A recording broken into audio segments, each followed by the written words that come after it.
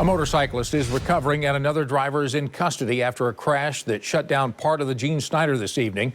Police say the motorcycle and a pickup truck collided near Bardstown Road. The motorcyclist had to be taken to the hospital, but officers tell us that the driver of the pickup truck drove off.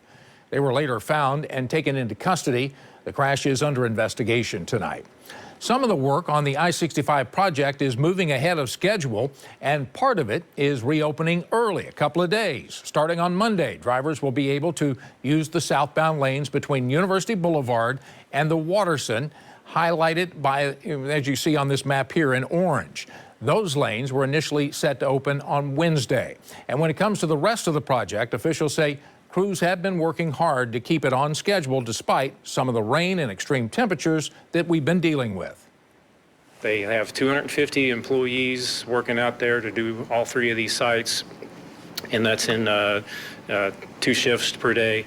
And it's a really well-oiled machine out there. Every time that I've gone out there, there's a ton of people working, and it doesn't matter if it's 90 degrees or if it's even sprinkling a little bit, they're still working.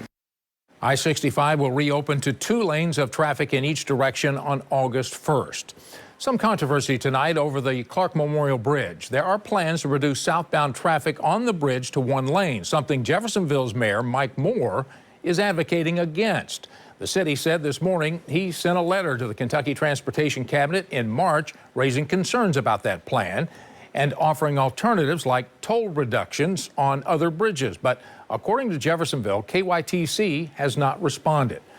Officials from the cabinet said today that they have not responded because they are not actively working on that project. They say things are on pause, and when they do discuss traffic on the bridge, they will bring any parties from both sides of the river they need to together to talk about it. A Louisville woman says that she's still searching for justice nearly a year after her sister was shot and killed. That loss now at the center of a family's grief.